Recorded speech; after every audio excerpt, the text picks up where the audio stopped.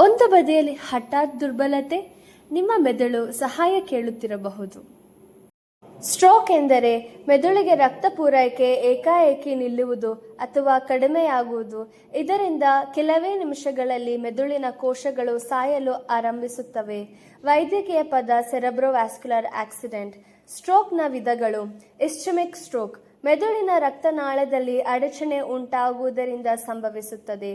Haemorrhagic stroke ರಕ್ತನಾಳ ಹೊಡೆದು ಮೆದುಳಿನೊಳಗೆ ರಕ್ತಸ್ರಾವವಾಗುವುದರಿಂದ ಸಂಭವಿಸುತ್ತದೆ.